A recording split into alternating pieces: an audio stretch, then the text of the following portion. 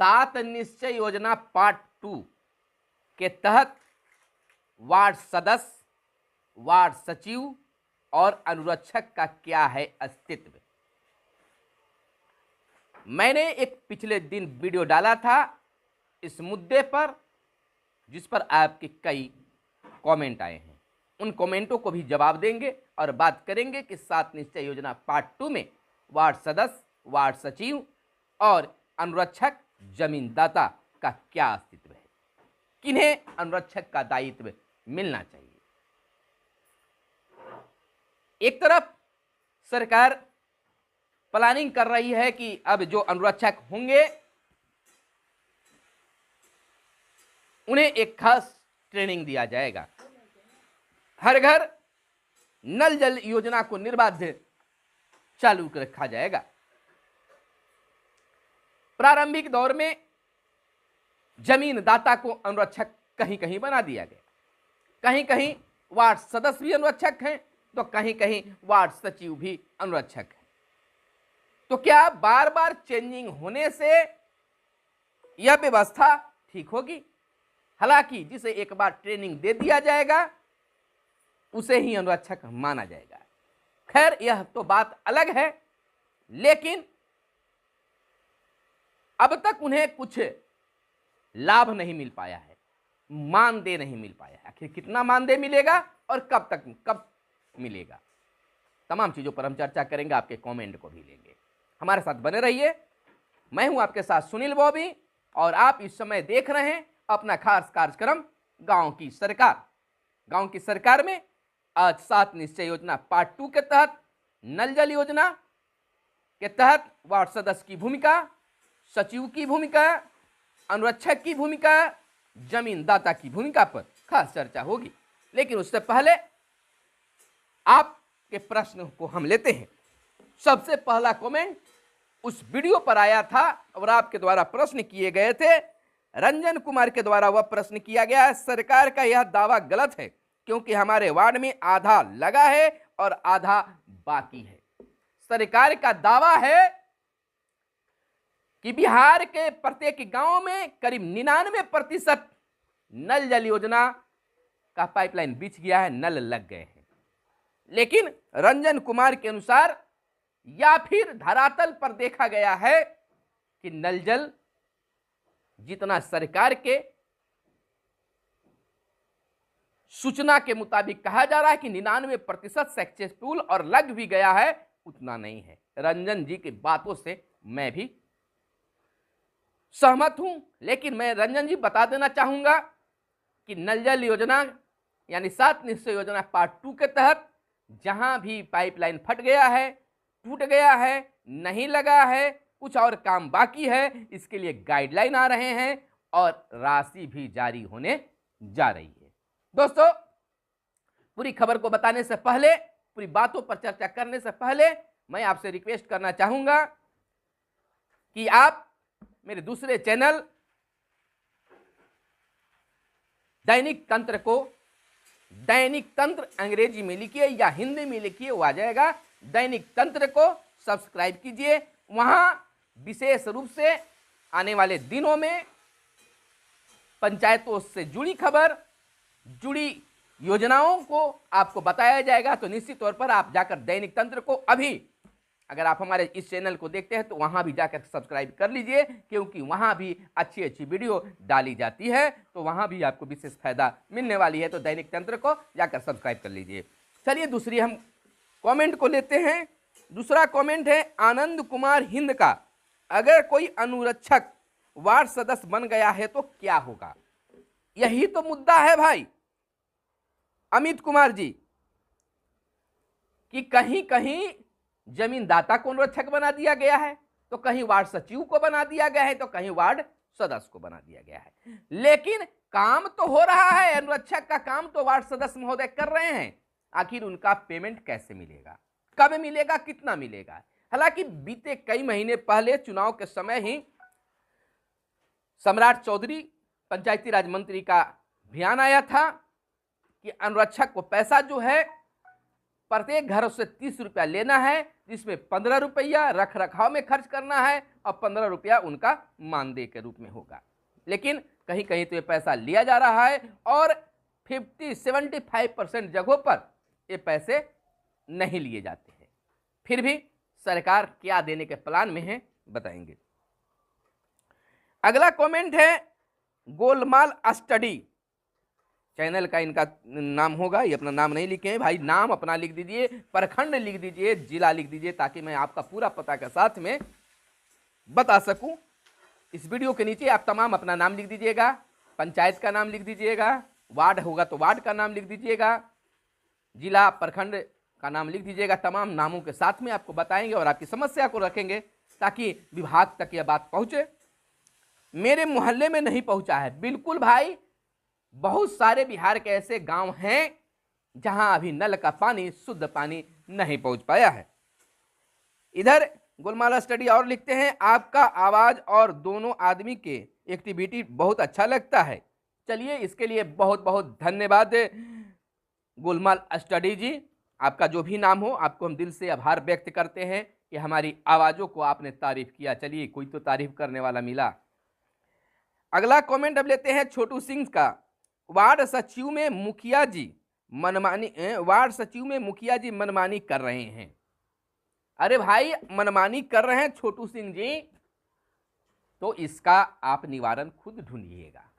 बिहार सरकार आपको सामने आकर मनमानी नहीं रोकेगी, इसका आप कंप्लेन कीजिए, लिखित रूप में आइए। लड़ाई झगड़े से कोई सोल्व नहीं निकलता है। वार्ड सचिव का चयन करने का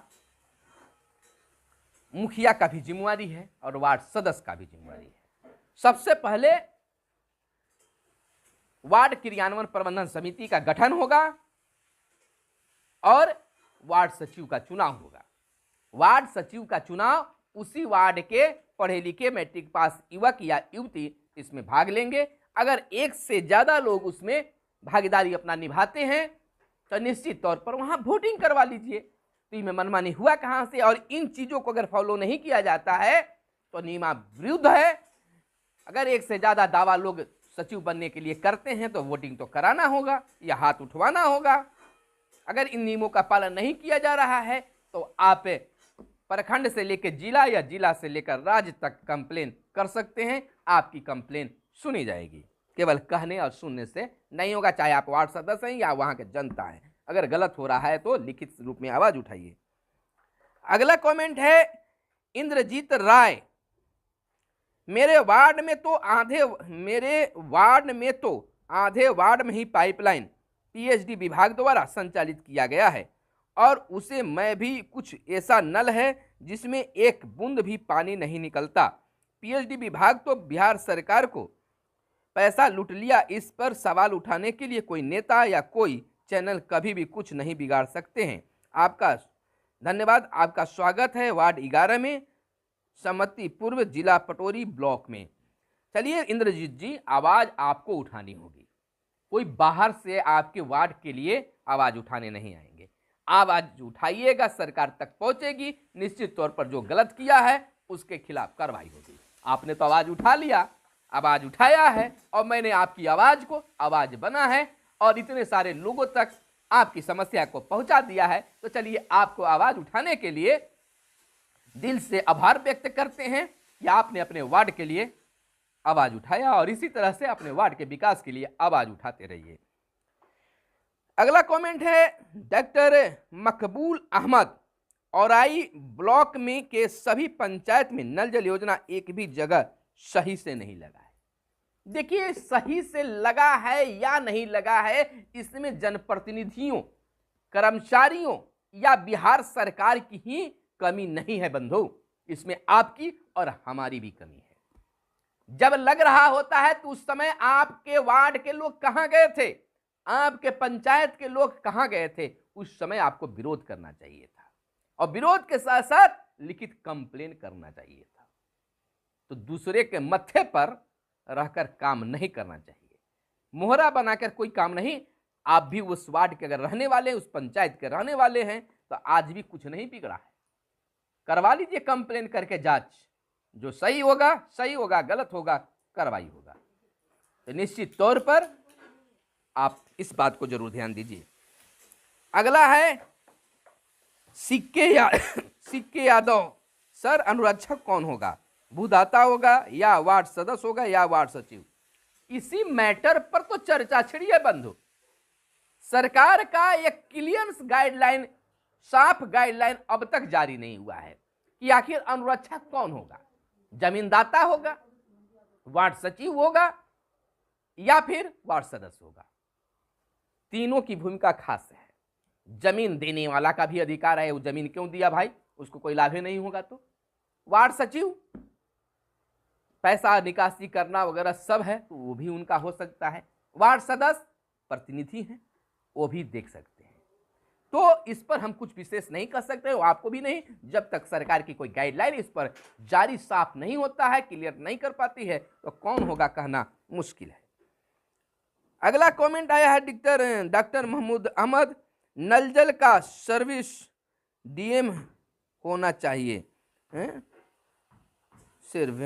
चलिए, आपका बसंत पंचायत में अभी बाकी नल जल ब्लॉक में मुजफ्फरपुर बिहार, अरे सब जगह भी बाकी है बंधु। इस पर तो मैंने आपके लिए आवाज उठा दिया है मकबूल अहमद जी।